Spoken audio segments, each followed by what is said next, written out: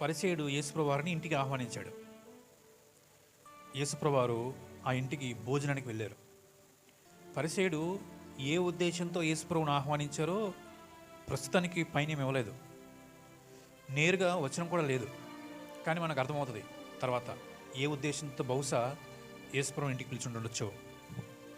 అయితే యేసుప్రభు రాగానే లోపలికి రాగానే భోజన బాల దగ్గర అయ్యగారు మీరు ఇక్కడ కూర్చోండి అని స్థలం చూపించుండొచ్చు. యేసుప్రభు వారు మాట్లాడకుండా అక్కడ కూర్చున్నారు. బహుశా యేసుప్రభు వారు చుట్టూ ఉన్న వారితో మాట్లాడుతూ భోజనం చేస్తూ ఉన్నారేమో. ఈలోపు ఒక స్త్రీ చాటున వచ్చింది ముసుగేసుకొని. చేతిలో అత్తరు బుడ్డి, అంటే మెడ సన్నంగా ఉంటుంది, కింద లావుగా ఉంటుంది అనమాట, ఇట్లా కూజలాగా ఉంటుంది, పువ్వులు పెట్టుకునే కూజలాగా. ఆమె తీసుకొచ్చింది అత్తరని. అది చాలా విలువైంది, చాలా విలువైంది.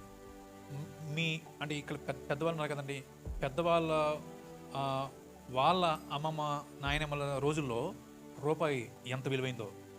10 రూపాయలు అంటే వాడు చాలా డబ్బున్న వ్యక్తిని లెక్క. ఆ రోజుల్లో ఆమె అత్తరు బుడ్డి నిండా అత్తరు తీసుకొచ్చిందంటే సంవత్సరం పాటు కష్టపడితే వచ్చిన డబ్బులతో ఆమె కొన్నదనమాట. తీసుకొచ్చింది. యేసు ప్రభు పరిసయ్యుడి ఇంటి దగ్గర ఉన్నాడు అని తెలుసుకుని గబగబా వచ్చి చాటున వచ్చి యేసు ప్రభు ఎక్కడున్నాడో చూసి ఆయన వెనక నిలబడి ఆమె ఏం చేస్తుందంటే ముందు ఏడుపు వచ్చిందంటే ఆవిడకి.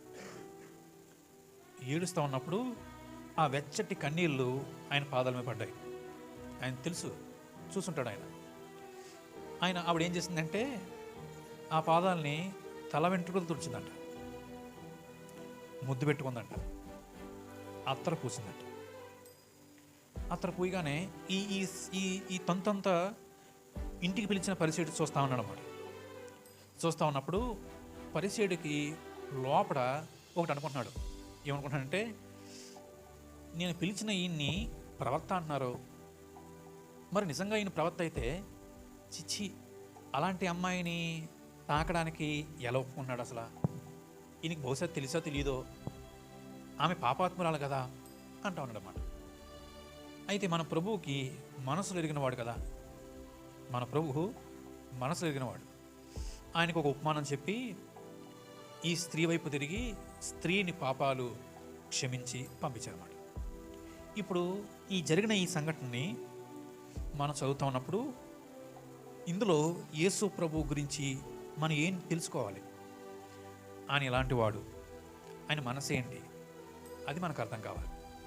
ఆరాధన అంటే